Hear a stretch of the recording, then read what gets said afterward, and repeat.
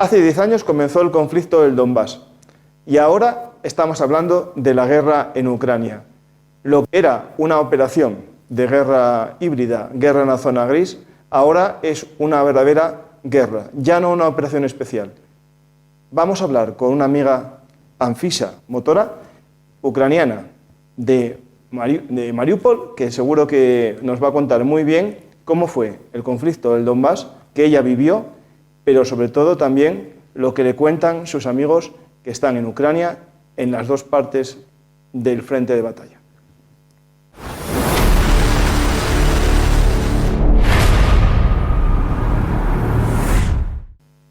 Hola, Anfisa. Hola, Paco. Encantado de que vengas aquí a este lugar de encuentro, que es Juegos de Poder. Por desgracia, siempre hablamos de la guerra como un juego de poderosos, pero sí, en estas partidas los que sufren son los peores. Y tú, como ucraniana de la zona del Donbass... Sí, precisamente me alegro de poder aportar este matiz humano desde la cercanía de mi familia, de mis amigos y de mí misma, porque yo me acuerdo perfectamente, yo viví primeros 17 años de mi vida, casi 18, en Mariupol, luego entré en la Universidad Nacional en Kiev, allí pasé 11 años de mi vida, también maravillosos. También pues, ahí hubo la Revolución Naranja, me tocaron pues, unos procesos muy interesantes. Y yo vi pues, como mi país estaba dividido entre dos vectores, el vector occidental y el vector de toda la vida, digamos, soviético. Lo único que, si miramos atrás, ya han pasado 10 años. Yo aquel entonces era una niña, prácticamente una adolescente, veinteañera, y la gente que votaba todavía era la gente, digamos, de edad media. Ahora ya son la gente de tercera edad, ¿vale? Y con cada década la parte de la gente, de los ciudadanos ucranianos que miran al occidente, está creciendo. Y bueno, y ahora ya incluidos la gente que se consideraba rusa o prorrusa, siendo ciudadano ucraniano, yo creo que hay poquísimos que todavía insisten en tener relación con el país vecino que nos había invadido. Vamos a hablar de ello en profundidad, vamos a ver qué sucedió en ese 2014, pero sobre todo la evolución del conflicto para los civiles allí en el Donbass, especialmente en una ciudad muy castigada por la guerra, que es Mariupol. Pero antes vamos a hablar un poco de actualidad y tenemos la noticia, ¿no? Esta noticia del atentado el sábado día 22 en un lugar, ¿no? En un city hall, ¿no? Una especie de centro comercial que tenía anexo un auditorio, y allí en un concierto entraron unos hombres armados sembrando el terror aquí en el, creo que... Lo siento. No, tranquila. En el Kroger City Hall. Al principio, como siempre que hay un atentado, todo son especulaciones. La gente habla a veces llevada por sus perjuicios, otros por intereses, acusando de falsa bandera por un lado, otros de que era una acción de Ucrania para dañar a Rusia, pero la realidad que las personas que más o menos analizaban el conflicto con ojos más objetivos veían una mano muy factible de un movimiento yihadista. La realidad es que, sin casi dudas, incluso rompiendo el relato oficial del Kremlin al principio, que decía que huían los detenidos hacia Ucrania porque estaban pagados por Ucrania, la propia filtración de un vídeo por parte del ISIS grabado en primera persona por los terroristas muestra quién ordenó y quién pagó a los terroristas. Y de hecho hasta el propio gobierno ruso tuvo que decir que fue el ISIS, pero añadieron una muletilla abriendo la caja para sus conspiranoides, que es que hay que investigar quién lo pagó. Y eso es el juego que está utilizando el Kremlin todavía para mantener viva la llama de una guerra, un ataque en zona gris, ¿no? de Ucrania. La realidad es que no es así, e incluso el propio Lukashenko, el presidente de Bielorrusia, dice que esos terroristas escapaban para su territorio, y viene a decir que él lo hubiese impedido que estuviesen allí por miedo a que le echasen la culpa a él si se hubiesen refugiado en Bielorrusia. Por lo tanto, está claro que no es lo que nos quieren contar algunos. Esta guerra tiene muchas historias que nos quieren contar algunos, y yo creo que voy a dar una pincelada muy rápida a otro suceso que sucede el día 23, que es un ataque a gran escala, con más de 35 misiles, a la ciudad de Sebastopol por parte de Ucrania, dañando un cuartel de infantería, también parte del aeropuerto al norte de la ciudad, pero sobre todo atacando un muelle en el que estaban dos barcos Ropucha, de estos que ya hablamos muchas veces, de desembarco anfibio, y también un barco, el Iván Kurs, de guerra electrónica, un barco de inteligencia naval.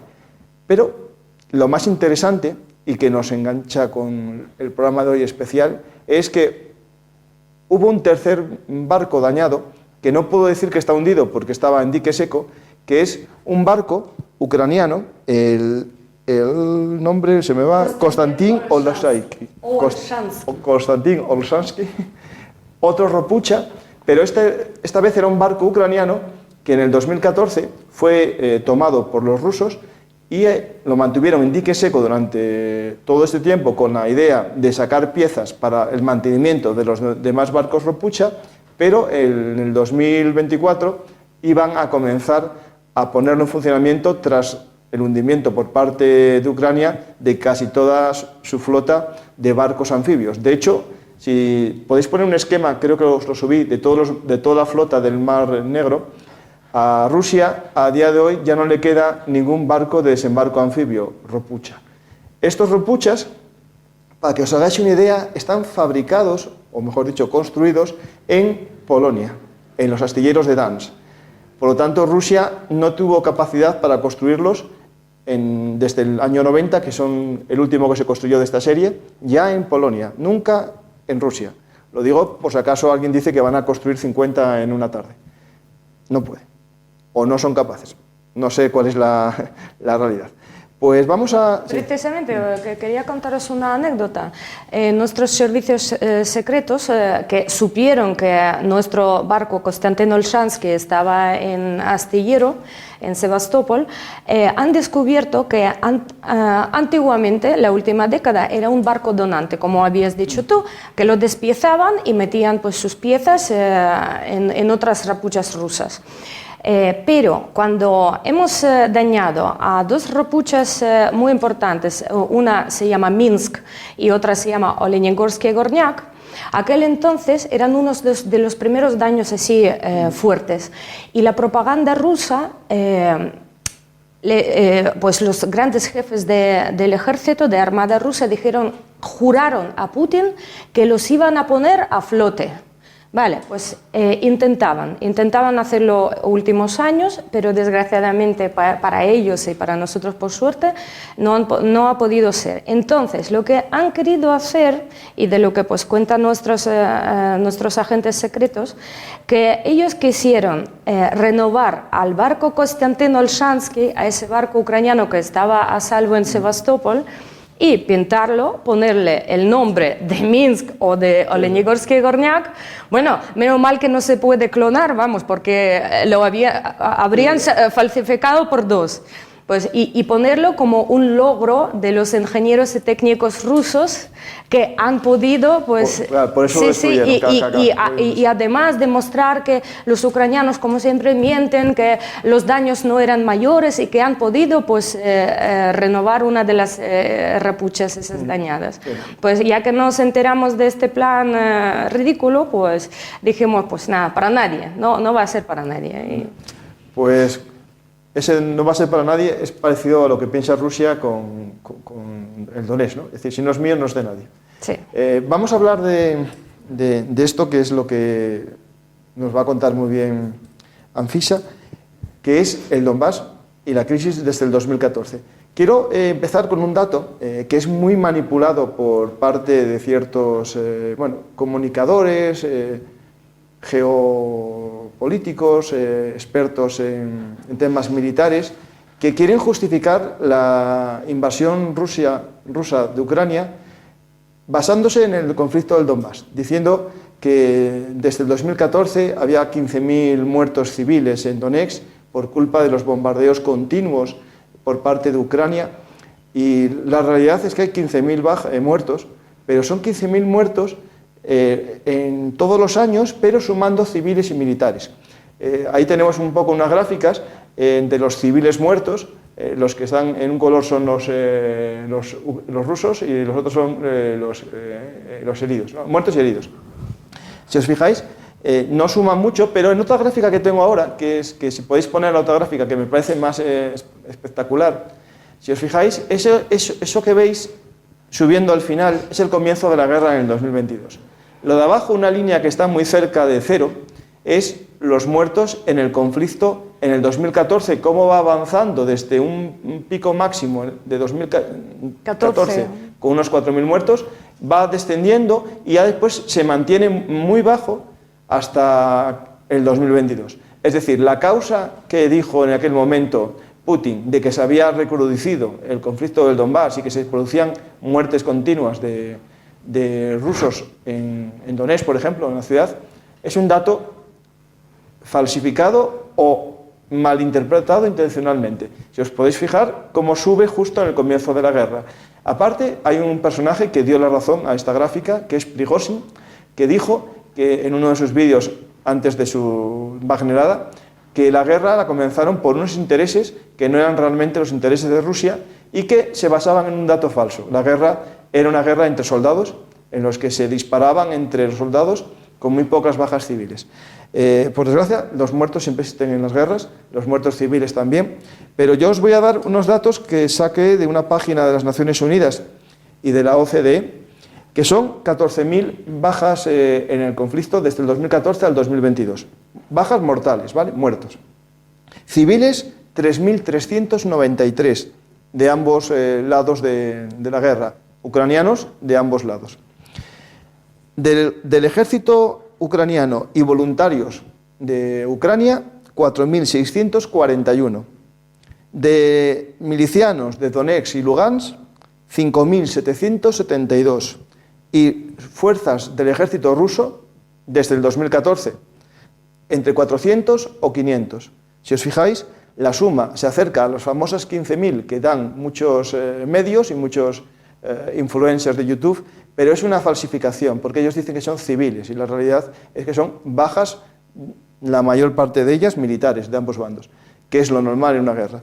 Por desgracia, mueren civiles en todas las guerras, pero no se puede manipular la realidad para justificar una invasión. Y hay gente que todavía no pidió perdón por esto. Tampoco pidieron perdón por el derribo de un avión de pasajeros de Malaysian Airlines, diciendo que habían sido otros, cuando las pruebas de los tribunales internacionales demuestran claramente la culpa de una batería rusa cedida a la milicia de Donetsk. No se sabe quién la manejaba, y a eso empezaremos a hablar ahora. Pues, Anfisa, este es el comienzo del conflicto, es decir, esta guerra actual se basa en esta excusa. Y quería decir que los últimos años, antes de empezar la invasión masiva, los daños entre los civiles eran mayormente porque la tierra ucraniana, la tierra de Donbass, estaba llena de minas y simplemente pues, había pues, adolescentes que jugaban, pues, han encontrado algún explosivo y pues, por manejarlo pues se reventaban. Los tractoristas, muchísima gente de agricultura sacrificaron su vida por nada, porque simplemente por mala suerte. Últimas bajas en el año 2021, que me parece que eran 20 bajas civiles, todas eran a la base de explosión sobre las minas. Es que de hecho hay una gráfica que no imprimí, que era sobre muertos con minas, y eran eso, unos números que sumándolos y llegan a... Que digamos que la gente no se murió de un bombardeo intencionado, no se murió por un tiroteo. Esto no era, digamos, no era el contexto bélico, sí, ya era pues ya el eco bélico, digamos, que en el 2014, la herencia. Claro, en 2014, 2015 sí hubo combates con fuego artillero, pero a partir de ahí se fue descendiendo, sí. Y de vez en cuando había algún combate a pequeña escala, pero los muertos, es lo que comentas, es decir, las minas, que es lo que yo vi en varias gráficas, de muertes por minas. Pero lo importante es cómo se manipula ese dato para justificar la operación especial que tiene como objetivo, por un lado, anexionarse un territorio, aunque ellos llamaban liberar, y por otro, acabar con el gobierno de Ucrania, ¿no? Es básicamente los dos objetivos que tenían. Se aprovecharon de que Ucrania, aquel entonces, después de la último Maidán, estaba formando el gobierno y realmente pues, estábamos decapitados, no había jefes de ministerios, no había jefes de ningún pues, departamento militar, y entonces nadie se tomó la iniciativa y la responsabilidad para dar una orden. Porque los chicos ucranianos, los militares, los defensores de Crimea, especialmente pues, la Brigada 36, que luego defendió a Mariupol, ellos habrían estado allí defendiendo la península, pero no hubo, estaban en el limbo, no les decían ni sí ni no. Y ya que ya empezaron pues, con las matanzas, a pesar de que han entrado y se llamaban la gente con buenos modales, así se llamaban, gente de buenos modales, o los hombrecillos verdes, sí, sí, pero asimismo se llamaban gente con buenos modales, porque como que vinieron, tocaron la puerta y preguntaron si podían entrar, aunque nadie les respondió, pero entraron.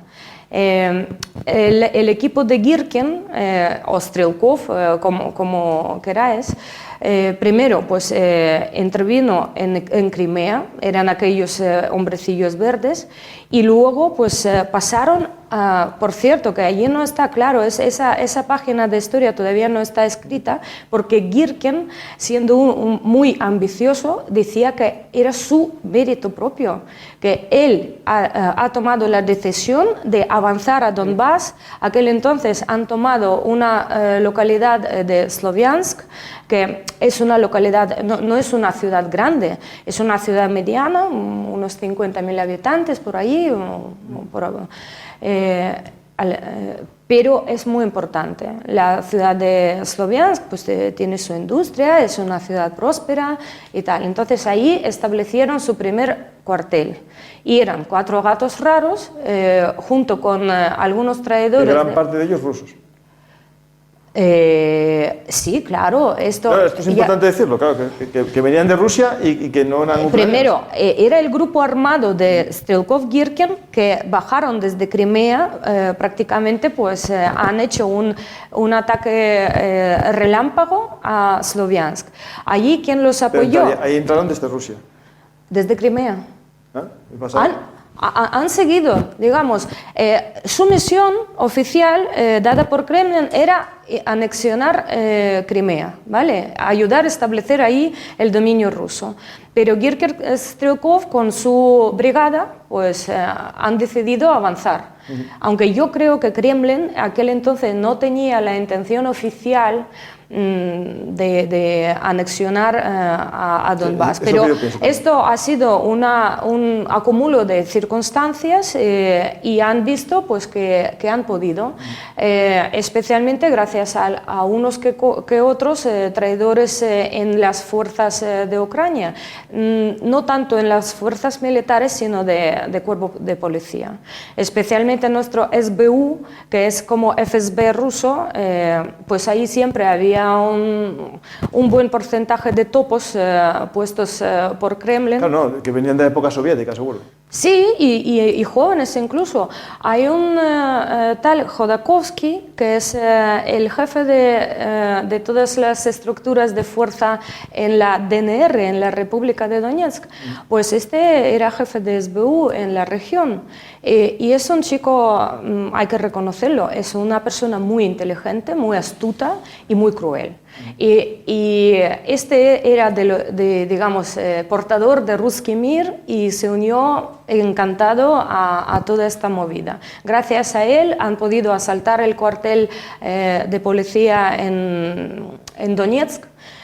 Donetsk estaba muy bien protegida. Si no les hubieran abierto la puerta desde dentro, no podrían. Pues ahí hubo una operación improvisada, pero apoyada por algunos traidores y también pues, por llamados marginales de la región de Rostov, los cosacos rusos, como siempre, los ultras de fútbol son tanto, ¿sabes? Que sí, porque solo se habla de los ultras ucranianos, pero no de los rusos. Sí, es que hay que decirlo. Igual que los nuestros son los primeros que se convocaron para defender nuestra tierra. Los ultras de Shakhtar, aunque es Shakhtar Donetsk, pero son patriotas de Ucrania. Y eran los chicos y de Zarya Lugansk, que ahí estaba uno de los héroes de Ucrania con el alias Shid, que es pues el estaba dentro de Lugansk muchos años ayudando al ejército ucraniano, dándoles coordenadas y gracias a él han quemado muchos cuarteles y mucha artillería rusa. Claro, es que esto, mucha gente, la guerra del 2014 les pilló en aquel momento muy desconectados del conflicto y ahora que llega la guerra del 2022 mucha gente empieza a hablar de Ucrania, del Donetsk, y en el fondo hubo mucha falsificación del relato, mucha manipulación del relato.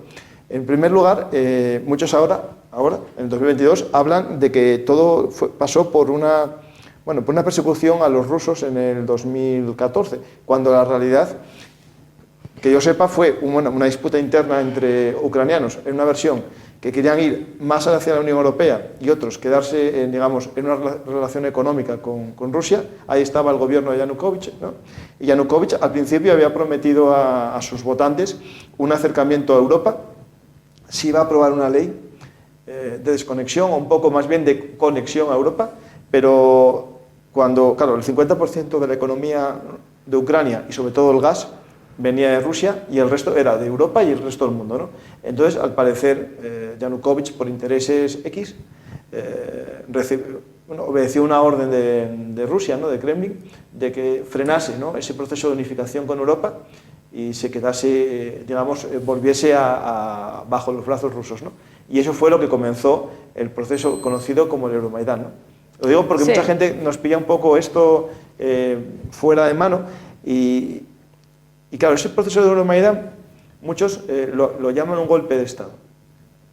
Cuando, realmente fue una revuelta, eso es cierto, fue una revuelta popular, pero golpe de Estado tal no fue, desde mi punto de vista. Es decir, sí, fue algo que yo en España a lo mejor no me gustaría que se hiciese, ¿no? No sé, romper el orden público, hacer acampadas, que gente, como siempre, ultras. Es lo de menos, las acampadas. No, pero las hay, aquí en España tuvimos parecido. Lo que ellos llaman un golpe de Estado es que se quitó de gobierno a Yanukovych, pero realmente, si nos ponemos en sentido estricto, él abandonó el país. Exactamente, huyó. Nadie, no era la Revolución Francesa, no le decapitaron en la plaza central de Kiev. Realmente él y sus mano derecha, Azarov, el viceprimer ministro, huyeron a Rusia.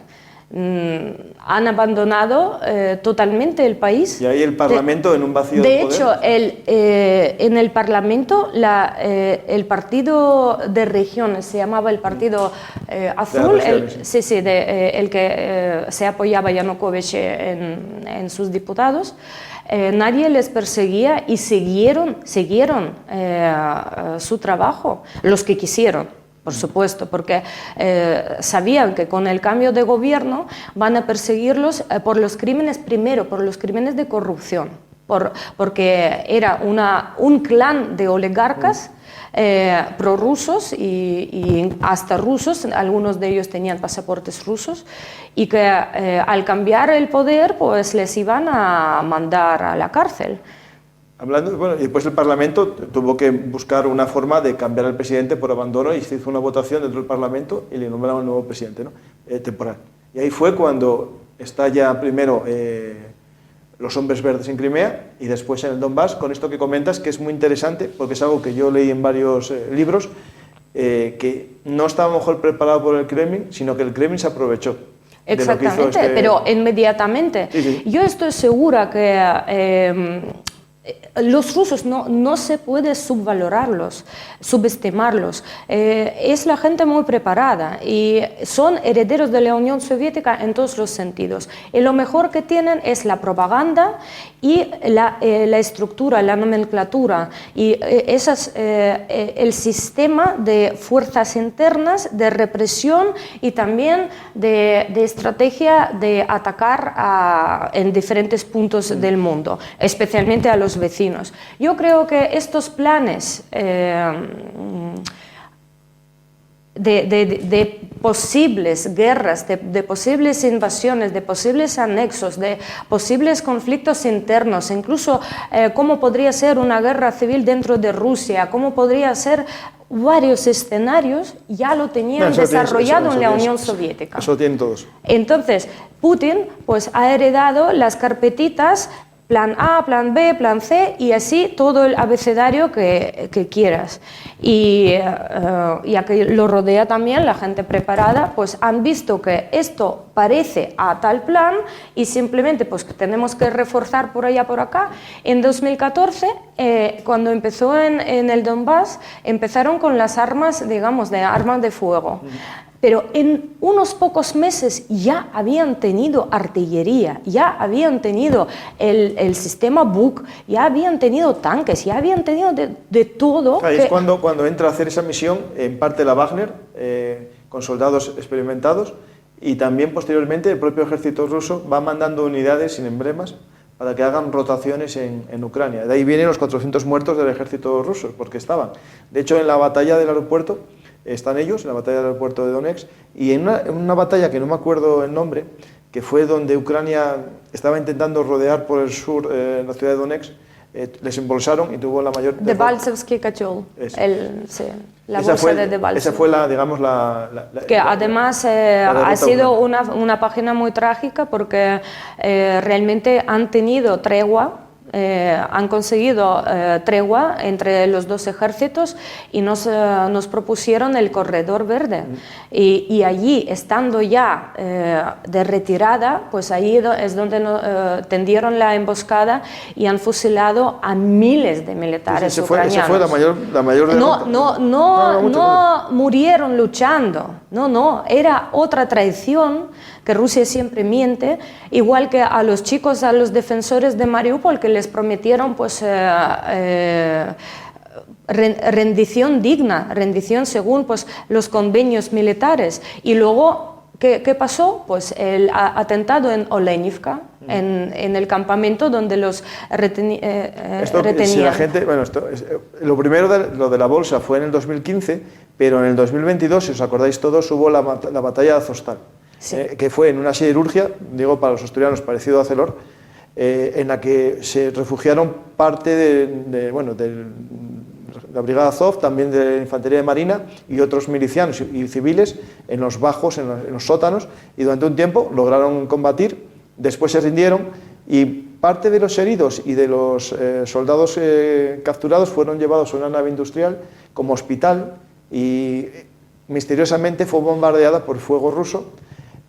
Como una bomba termobárica, creo que fue, y en la foto se ve a los soldados en sus camas calcinados y esposados. Sí, y además es que han apartado, había cientos y cientos presos, entre ellos civiles, entonces han apartado a la gente que más les interesaba, a los militares de Azov y de la Brigada 36, y los quemaron vivos exactamente a los que quisieron.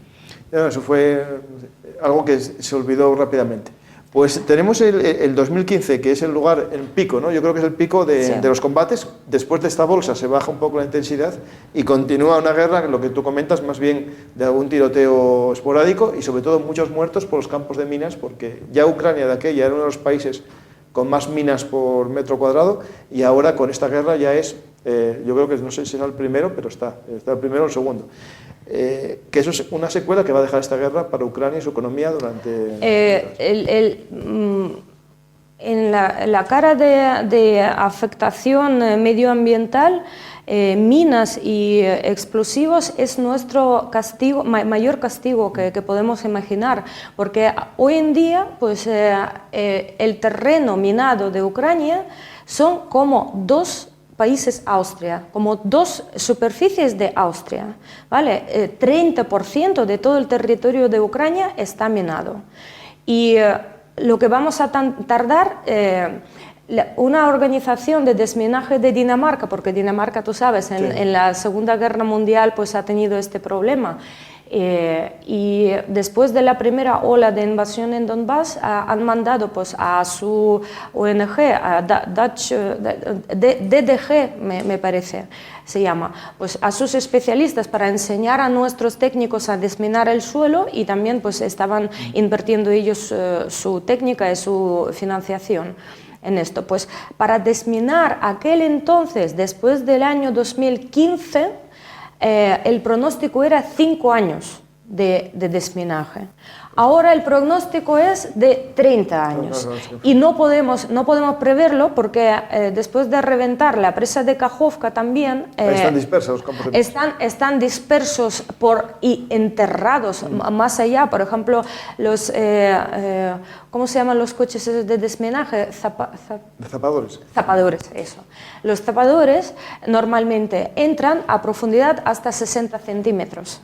Pero si hablamos de aquellas tierras donde la gran tsunami que fue arrastrando la tierra, ahí podrían estar enterrados a 1 metro y más. Y los que bajaron, que si estas minas que estaban en la región de Jersón, los encuentran constantemente en la orilla de Odessa. ¿Y dónde está Jersón y dónde está Odessa? Claro, lo lleva el Dnipro y el Dnipro lo lleva al mar y el mar las devuelve. La tierra, sí, igual que la radiación, igual que aire, no tiene fronteras. Y los mares, por eso se llaman mares y no son lagos, porque tienen conexión unos con otros. Lo que nos puede parecer aquí, que bueno, ¿dónde está el mar Mediterráneo y dónde está el mar Negro? Pues están a 2 pasos. Sí. Pues, y ese no es el único posible riesgo, porque tenemos una central nuclear, ¿no? La central nuclear de Zaporilla, que perdió... esto es importante entender, la presa de Kajovka, Nova Kajovka, suministraba agua a la presa, a la central nuclear, a la presa de la central nuclear, porque hay una mini presa justo a los pies de la central nuclear, que es la que le da el agua de funcionamiento. Esa no se vio afectada porque tiene un acceso por un canal, pero está en peligro por otras razones, porque bueno, hubo hasta combates cerca, en Rusia bueno, amenaza, ¿no?, con que puede estallar de vez en cuando. Se había hablado que en algunos momentos de escalada, que la amenaza de una bomba nuclear rusa no fuese esa bomba nuclear, sino una bomba sucia de hacer estallar la central. Eso es algo complejo, porque yo creo que en esta guerra Rusia juega también intereses, no solamente lo que nos vende, porque él vende el interés de la salvación del mundo ruso, ¿no?, y del pueblo ruso y de los rusos parlantes, pero la realidad es que busca el agua para Crimea, porque Crimea no tiene una fuente natural de agua, y había un canal que comunicaba justo la presa de Nova Kajovka con Crimea. También busca electricidad para Crimea, y había una central nuclear que le aportaría electricidad, y después hay muchos recursos y materias primas en el fondo de la tierra del Donbass, y también en la zona, digamos, oriental del Dnieper, que hay incluso, sí, dicen hasta litio. Entonces todo eso... Litio y también uranio. Sí. Sabemos que ahora estamos luchando para que a través de las sanciones económicas cortar el grifo de gas y petróleo ruso, pero junto con eso el mundo está adicto a los recursos radioactivos rusos, porque hay muchas centrales nucleares por el mundo y Rusia aporta pues casi la mitad de toda la materia prima en este sentido. Y de hecho, por ejemplo, Francia, que se libraba la mitad de sus compras, se las hacía a Níger, en el Sahel. Ahora, con la participación de Rusia en los golpes de Estado que hubo allí, ahora Francia ya no tiene acceso a ese uranio. Ahora entendéis a Macron, es un enfado. Sí, no solo por eso, pero también. Pero en la región de Dnipro hay minas con uranio y plutonio en Ucrania, así que valdrían por lo menos para cubrir todas las necesidades europeas. Claro. Lo que pasa que hay que invertir en desarrollar pues, la fabricación y ya está. ¿No? Sí. Y, por ejemplo, eso serían las razones, ¿no? Pero después está la razón, digamos, nacionalista, ¿no? Esa búsqueda del Ruski Mir, ¿no?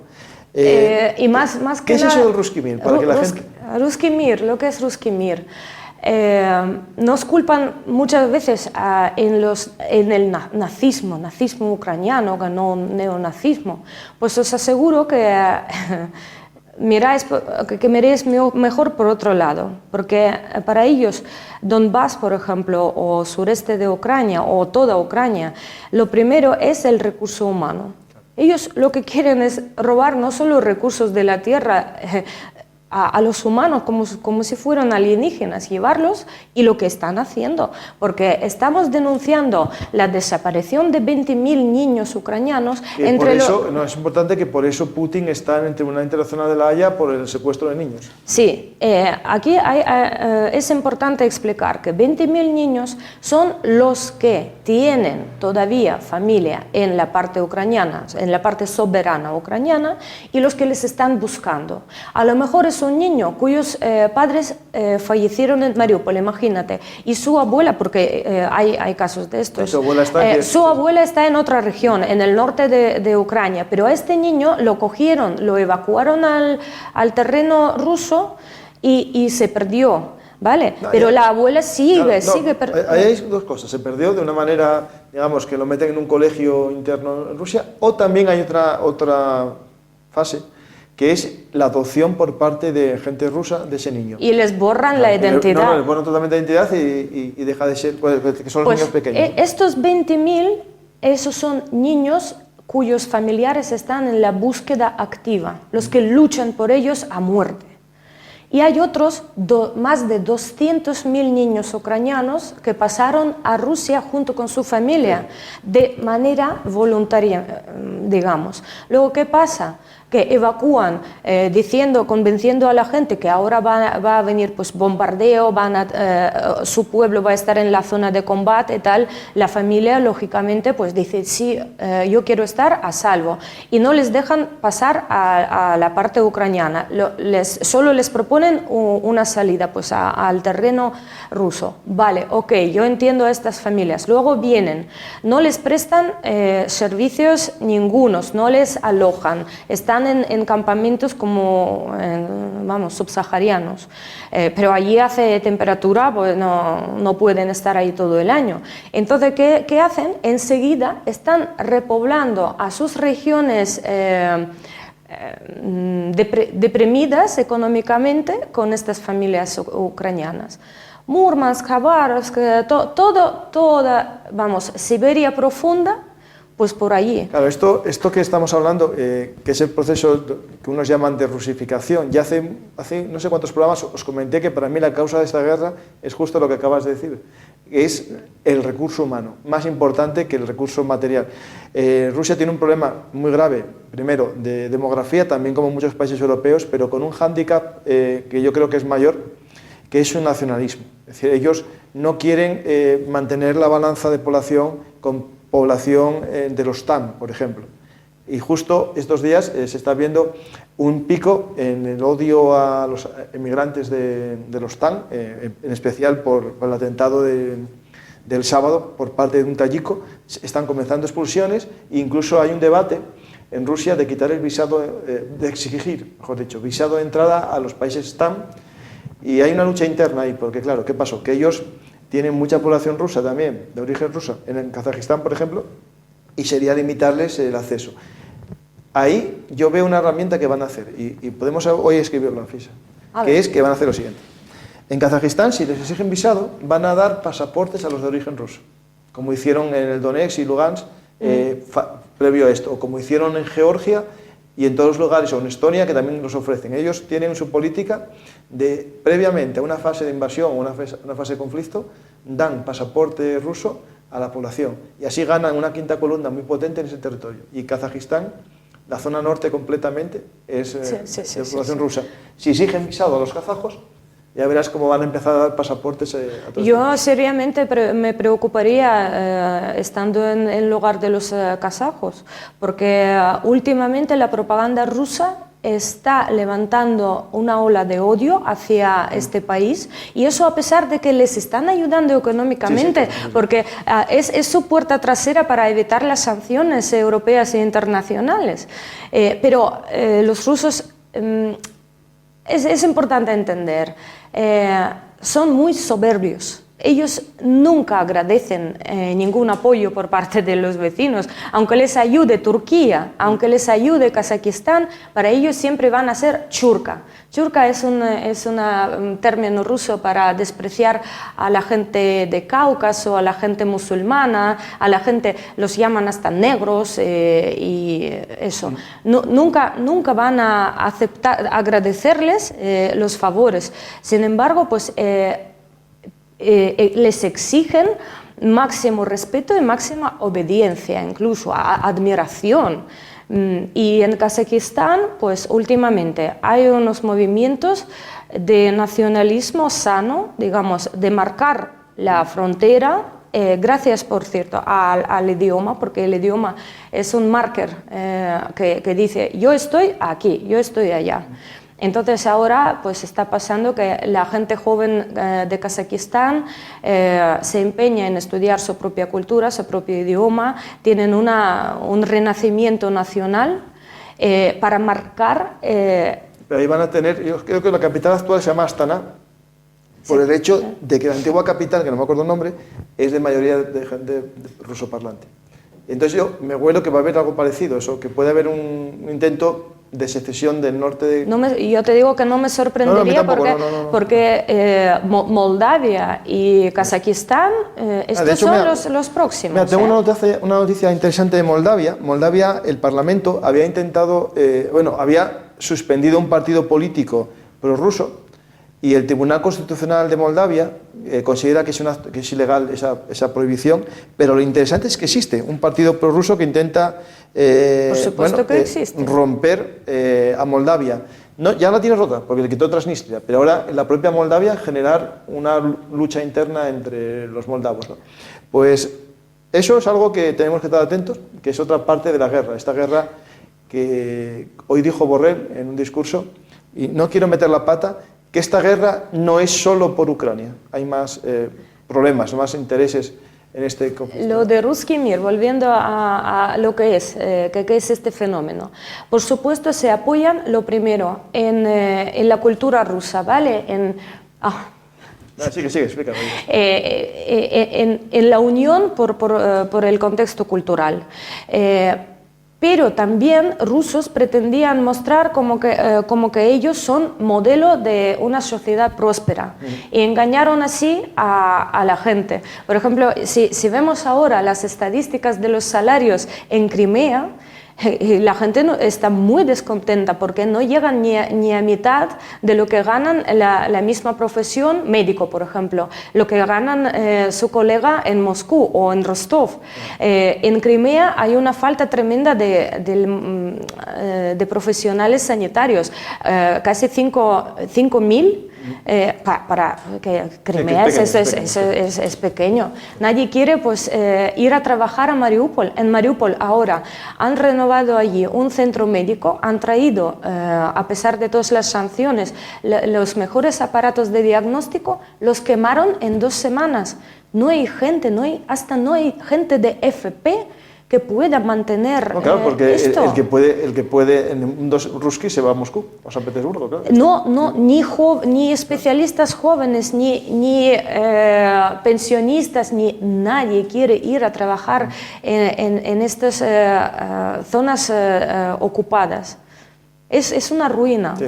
Mira, de hecho, una cosa que dijo un amigo en un programa era que esta guerra, aunque se alargase en el tiempo, podría perder Rusia porque su población, sobre todo la de Crimea y el Donbass, se diese cuenta que habían cometido el error, ¿no?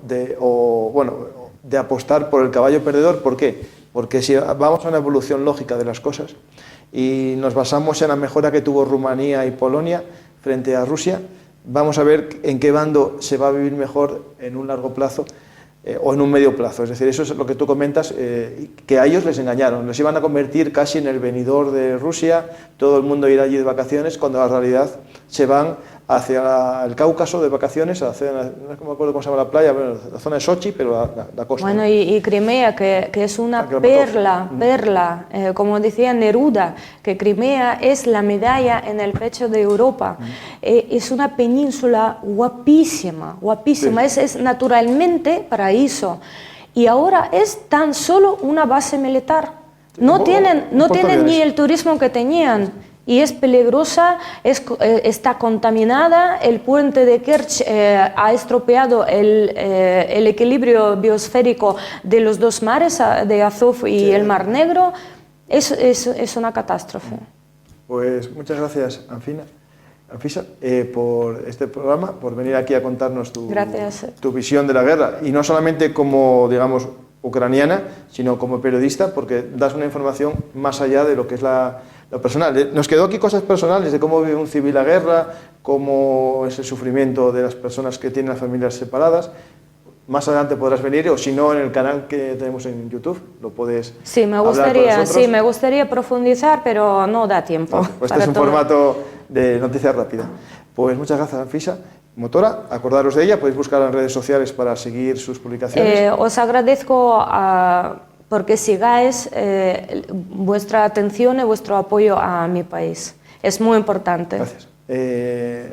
Hay guerras que hay que luchar, aunque solo sea desde la trinchera de la comunicación. Yo no lo hago, sabes que no, yo soy un simple profesor de provincias, de aquí de Asturias, pero creo que hay unas causas justas para luchar y esta causa es muy importante porque no solamente es Ucrania, sino todos los países que creemos en la democracia y en la libertad contra el autoritarismo. Lo dije muchas veces y cada vez lo tengo más claro. Hoy, por desgracia, hay una encuesta que dice que aquí en España el 40% de los jóvenes admiran a la autoridad, al régimen autoritario frente a la democracia. La pregunta es, ¿qué hemos hecho tan mal en Europa para que nuestros jóvenes prefieran la dictadura a la libertad? A lo mejor les dimos mensajes bastante absurdos de lo que es la libertad. Ya decía uno aquel, no confundas la libertad con el libertinaje, y el problema es que la juventud parece que les hicimos confundir las dos cosas y ahora no quieren la libertad. Pues cuidado con esta información, que es muy preocupante. Vamos a finalizar el programa, pero antes os recomiendo este libro de Miguel Peñafiel Burkhardt, que es sargento del Ejército Español, que tiene un libro que se llama Zumbidos de guerra, que es una visión del dron en la guerra actual desde el punto de vista histórico del dron, pero sobre todo, lo más interesante, desde el uso táctico. Hace despliegues, informa cómo se emplea en la guerra del siglo XXI, que es el comienzo. En los últimos programas os hablamos muchas veces de que casi todos, el 90% de los vehículos rusos destruidos son por drones, no por artillería ni por sistemas anticarro. Estos zumbidos de guerra están cambiando las guerras y, por desgracia, ya os lo dije más de una vez, esto va a hacer que haya más guerras, porque si mueren menos soldados, habrá más guerras, porque los líderes de los países se verán más libres para empezar guerras.